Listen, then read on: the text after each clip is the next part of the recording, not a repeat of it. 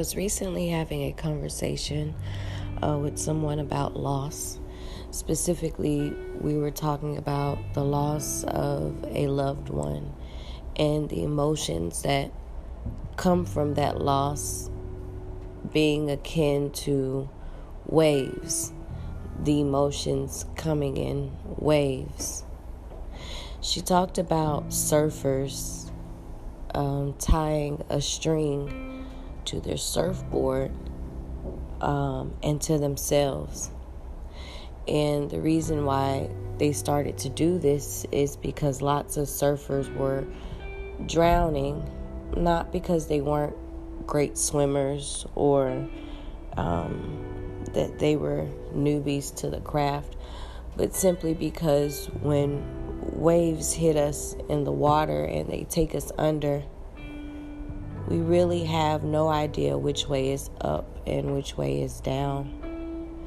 And so sometimes when we think we're going up from out of water, we're actually going further and deeper into the water to a point where we can't come back up. And so by us tying a string to a surfboard when we're surfing, that surfboard is always up. We can grab a hold to that string. We can follow the string and know that we're going up and not down. It's interesting how we experience a loss in the physical sense, and we miss that person, that loved one, being physically present with us. But many times we still feel their presence. And those emotions that we get from feeling their presence, but not existing in the physical presence with them, can knock us out, very similar to a wave. Meaning we can be going throughout our day, comfortably living in the world that we live in, and boom, the thought of the loved one not being there to share an experience with us or talk with us, it could be very hurtful. It could really, really bring us down. It could feel like that wave that hits us. And once it's hit us, we don't know how to get back up again. I think about emotions in terms of water a whole lot, actually. Sometimes our emotions can be raging tidals like water.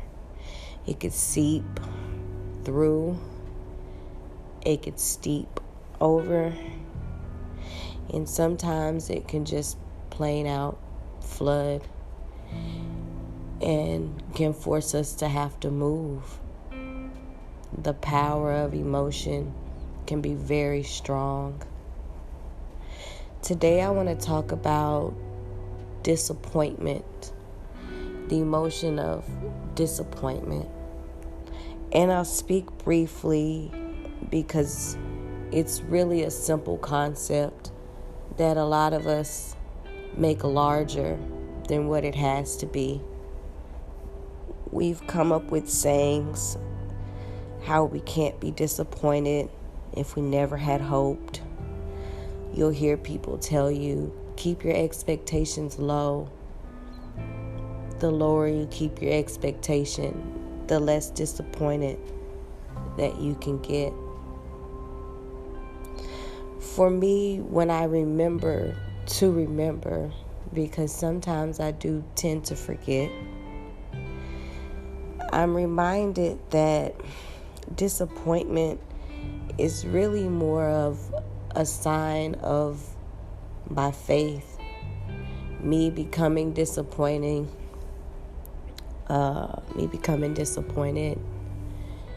it's an expression of my faith working, that I do have it.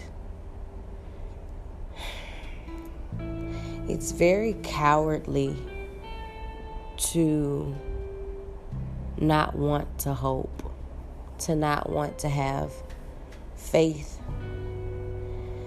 It's really a matter of where we're putting our faith and deep down what we are truly expecting. Because faith is not always a pleasurable experience. It can feel really dangerous, actually, sometimes, to have faith. It requires courage, and a lot of times it will ask us to be enduring. Can we live as cowards? Yes, we can live an entire lifetime with the feeling of staying safe. And when we decide to take on the experience of faith, a lot of times we have to choose between valor and that cowardice.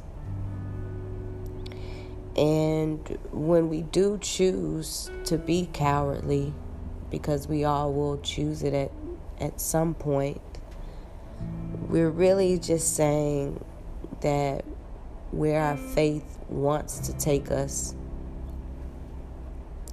is too uncomfortable. It's too much, and we rather experience what we already know and what we already have. Because our faith will always be larger than us. Once we call upon faith, it shows us something bigger. It shows us something deeper. And it shows us something that we can be less certain of because we've never experienced it before.